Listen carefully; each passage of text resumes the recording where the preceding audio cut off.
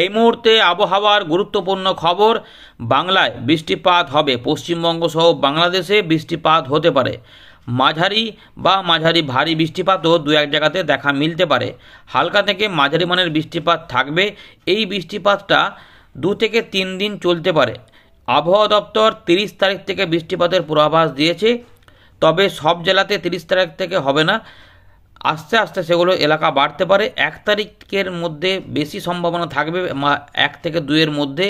সুতরাং 31 থেকে 1 এই সময়টাতেই সম্ভবত বেশি হতে পারে। আমরা এখানে কি উঠে আসছে সেটা দেখাবো। আর পশ্চিমী ঝঞ্ঝা ইতিমধ্যে প্রবেশ করেছে, আরও 2টি আসবে 31 এবং 3। তার প্রভাবে কি পরিবর্তন হবে সেগুলো আমরা জানব। জলীয় বাষ্পর প্রবেশ হবে উপকূলবর্তী এলাকা ধরে বাংলাতে, ফলে উপকূলবর্তী এলাকাতে বৃষ্টিপাত এবং পশ্চিমী ঝঞ্ঝায় উত্তরবঙ্গেও কিছুটা বৃষ্টিপাত হবে। উত্তরবঙ্গ থেকে দক্ষিণবঙ্গে বৃষ্টিপাতের কথা বলেছে ভারতীয় মৌসুম ভবন এবং আলিপুর আবহাওয়া দপ্তর। তো আমরা এখানে আপনাদের দেখাবো কিভাবে বৃষ্টিপাত আসবে। ঠান্ডা কিন্তু এখন আগের থেকে অনেকটাই কমবে, কারণ উত্তর পশ্চিম দিক, মধ্য ভারত, পশ্চিম ভারত, আমাদের পূর্ব ভারত সব দিকেই তাপমাত্রা এখন ঊর্ধ্বমুখী হবে, যার প্রভাবে বৃষ্টিপাতের সম্ভাবনা বাড়ছে এটা বলা যায়। এর পাশাপাশি ঠান্ডার প্রকোপটা কমবে এমনটা বলা যায়। এখন বৃষ্টিপাত হলে কোন এলাকাগুলিতে বেশি প্রভাব দেখাবে আমরা সেখানে নজরদারি করব। এখানটাতে যে আপডেটটা উঠে আসছে তাহলে আপনাদের সুবিধা হবে। মূলত গাঙ্গেয় পশ্চিমবঙ্গে বৃষ্টিপাত তুলনামূলক বেশি হবে। উত্তরবঙ্গের থেকে বাংলাদেশেও বৃষ্টিপাত হতে পারে এমন সম্ভাবনা রয়েছে। কিছু অংশগুলিতে হালকা থেকে মাঝারি মানের পাশাপাশি একটু জোরালো হতে পারে। চলুন আমরা সেগুলো দেখব। একবার দেখে নিই এই মুহূর্তে আলিপুর আবহাওয়া দপ্তর কী বলছে। দেখুন বন্ধুরা, ইতিমধ্যে আলিপুর আবহাওয়া দপ্তর যেটা বলছে যে উত্তরবঙ্গে কিন্তু একটু কুয়াশা থাকার সম্ভাবনা রয়েছে, তবে এরপরে বৃষ্টিপাতগুলো ধীরে ধীরে ছড়াবে।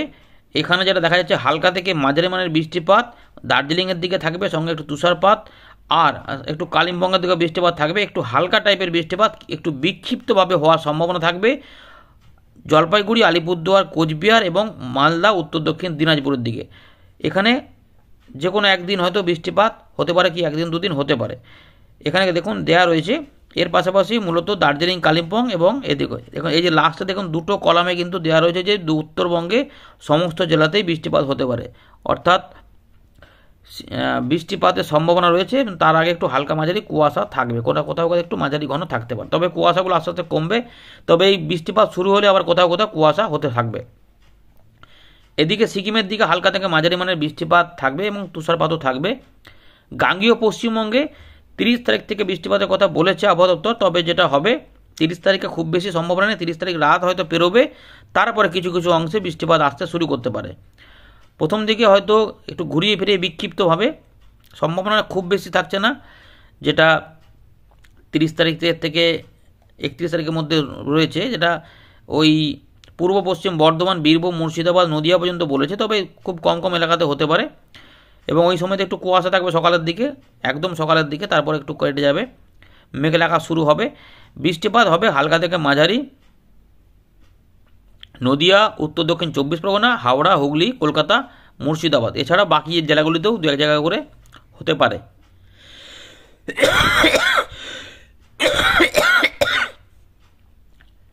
এদিকে যখন 1 তারিখে প্রবেশ হবে 31 থেকে 1, তখন কিন্তু বৃষ্টিপাত বাড়বে এবং 1 থেকে 2-এর সকাল পর্যন্ত কিছুটা বৃষ্টিপাত হতে পারে। এর সম্ভাবনা থাকবে গাঙ্গেয় পশ্চিমবঙ্গ এবং বাংলাদেশেও এই কেসটা হতে পারে। এর পাশাপাশি বিহারের দিকে শুকনো আবহাওয়া থাকবে, তবে বৃষ্টিপাত থাকবে না। একটু মেঘলা, হয়তো সামান্য মালদা, দিনাজপুর ঘেঁষা হতে পারে, কিন্তু বৃষ্টিপাত চান্স কম রয়েছে আপাতত। ঝাড়খণ্ডের দিকে কিছুটা হালকা বিক্ষিপ্ত বৃষ্টিপাত হতে পারে। উড়িষ্যাতে সামান্য কিছুটা বৃষ্টিপাত থাকবে, তবে উড়িষ্যাতে একটু কুয়াশা থাকবে। এই ব্যাপারগুলো লক্ষ্য করা যাবে। আর তাপমাত্রা 3 থেকে 4 ডিগ্রি পর্যন্ত বাড়তে পারে এবং ভারতীয় মৌসুম ভবন বলেছে যে 4 থেকে 5 মানে 2 থেকে 5 ডিগ্রি পর্যন্ত তাপমাত্রা বৃদ্ধি পেতে পারে উত্তর পশ্চিম ভারত থেকে আমাদের পূর্ব ভারত পর্যন্ত এলাকাতে। সুতরাং সব দিকেই তাপমাত্রা উঠছে, আপনারা আশা করি সেরকমই পাচ্ছেন। এবং দেখুন এখানে যেটা বলছে যে একটু ঠান্ডা ব্যাপারটা থাকবে ওই উত্তর দক্ষিণ দিনাজপুর, মালদা, এই দিকগুলো থাকবে। বাকিগুলোতে একটু ঠান্ডা কমের দিকে থাকবে, তবে ঠান্ডার আমেজটা সব জায়গাতেই থাকবে, বিশেষ করে রাত থেকে সকালে। দিনের বেলাতে অনেক জায়গাতেই মোটামুটি একটু কম থাকবে। বিহারের দিকে কোল্ড কন্ডিশন থাকার জন্যই এই পরিস্থিতি থাকবে, যেটা বিহার সংলগ্ন কিছু বাংলার কিছু এলাকাতে একটু ঠান্ডাটা বেশি থাকতে পারে। আর মোটামুটি সতর্কতা সব জায়গাতেই উঠে যাচ্ছে। তো আমরা চলে এলাম ওয়েনডে লাইভ স্ক্রিনে। আমরা যেটা দেখতে পাচ্ছি যে 31 তারিখে কিন্তু একটা পশ্চিম ঝঞ্ঝা প্রবেশ হবে, যেটা ভারতীয় মৌসুম ভবন বলেছিল। তো দেখুন 31 তারিখে কিন্তু পশ্চিম ঝঞ্ঝাটা প্রবেশ হচ্ছে হিমালয়ের পশ্চিম ভাগে এবং উত্তর পশ্চিম ভারতে। এবং আমাদের যেটা দেখব এই সময়কালে জলীয় বাষ্প আমাদের বাংলাতে প্রবেশ হচ্ছে এবং এখানে কিন্তু মেঘের সৃষ্টি হচ্ছে এবং কুয়াশাও থাকবে। সকালের দিকে দেখুন এখানে মেঘের সৃষ্টি হচ্ছে এবং কুয়াশাও থাকবে। 30 তারিখে দেখুন হালকা হালকা বলেছে, কিন্তু 30 তারিখে খুব বেশি বৃষ্টিপাতের চান্স কিন্তু নেই, যে এগুলো দেখাচ্ছে। তো খুবই কম এলাকাতে, তবে মনে হচ্ছে যেন ওই 30 তারিখ পার হবে এবং এখানে বৃষ্টিপাতের মেঘ শুরু হতে পারে। এইভাবে কিন্তু বৃষ্টিপাত হতে পারে 30 থেকে 31 তারিখের মধ্যে, এইভাবে সম্ভাবনা থাকবে। দেখুন এই যে কলকাতা, হাওড়া, হুগলি, 24 পরগনা এবং কিছুটা বর্ধমান আশেপাশে এগুলোতে চন্দননগর বৃষ্টিপাতের মেঘ, এবং বাংলাদেশের যশোর, লোহাগড়া, মাদারীপুর এই এলাকার মধ্যে থাকবে এবং পরবর্তী ক্ষেত্রে এটা ছড়াবে। কারণ এই যে এলাকাগুলোতে কিন্তু সব জলীয় বাষ্প থাকছে এবং জলীয় বাষ্প ঢুকছে, এই সময়তে উত্তরবঙ্গেও কিছুটা বৃষ্টিপাত তুষারপাত থাকবে, বিশেষ করে ওই দার্জিলিং, কালিম্পং সাইডে, সিকিমের দিকে। এইখানটা এইভাবে যে মেঘটা হলো, এইভাবে কিন্তু দেখুন আস্তে আস্তে এবার পরের দিকে অনেকটা কমে গেল, আবার বিকেল থেকে সন্ধ্যের মধ্যে কিছু অংশে মেঘ তৈরি হতে পারে।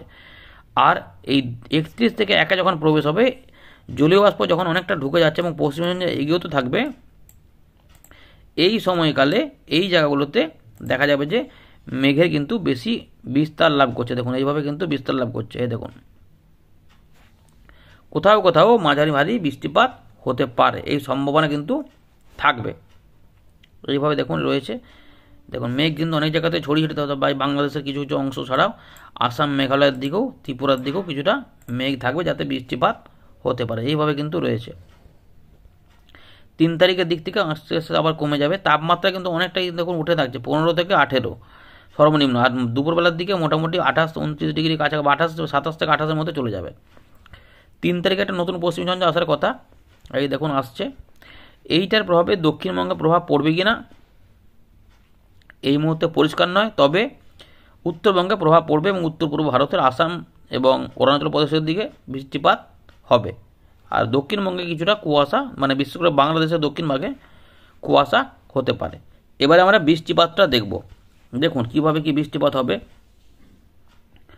30 তারিখে বৃষ্টিপাত আমরা দেখাচ্ছিলাম ওইভাবে ছিল, ঠিক 31 তারিখে প্রবেশ হচ্ছে।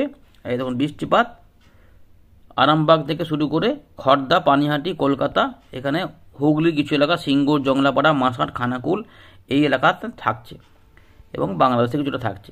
এবারে দেখুন আস্তে আস্তে বৃষ্টিপাতগুলো একটু দিকে সরে যাচ্ছে, এরপরে আবার দেখুন কমে গেল, মানে সবসময় কিন্তু বৃষ্টিপাত হবে না। এবারে দেখুন মেঘ কিন্তু এদিক দিয়ে চারদিকে ছড়াচ্ছে, যেটা দেখেন ধানবাদ দিকে, রাজশাহী থেকে শুরু করে রংপুরের কিছু কিছু এলাকা হয়ে একদম এই এলাকা পর্যন্ত। তার মানে এই এলাকার মধ্যে আবার বৃষ্টিপাতের সম্ভাবনা থাকবে। উত্তরবঙ্গে হালকা বিক্ষিপ্ত বৃষ্টিপাত থাকবে।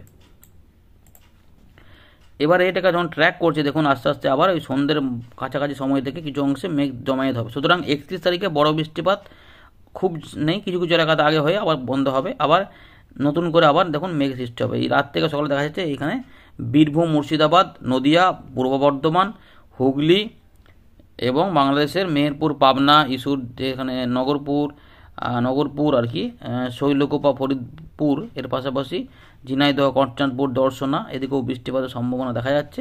এবং এটা 1 তারিখের দিকে এইভাবে দেখুন অনেকটা জায়গাতে ছড়াচ্ছে, যেটা একদম বীরভূম পর্যন্ত দেখা যাচ্ছে, বীরভূম, পশ্চিম বর্ধমান, পূর্ব বর্ধমান উপর দিয়ে।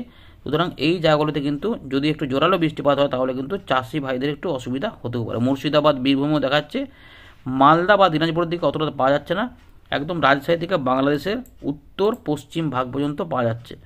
এইটা আরও ছড়াবে কিনা দেখুন, কিছু কিছু অংশে একটু জোরালো হতে পারে। এই জায়গাগুলোতে একটু পুরুলিয়া, বাঁকুড়া, ঝাড়গ্রাম, মেদিনীপুর এগুলোতে একটু মাঝারি হালকা বিক্ষিপ্ত বৃষ্টিপাত হতে পারে, কিন্তু পশ্চিম মেদিনীপুরের দিকে কিছু অংশে মাঝারি বৃষ্টিপাত হতে পারে, কোনো কোনো অংশে একটু মাঝারি থেকে মাঝারি ভারী হতে পারে শান্তিপুর, নদীয়ার দিকে। তবে একটু এদিক ওদিক হবে, মোটামুটি বুঝেই গেলেন এরভাবে কিন্তু রয়েছে।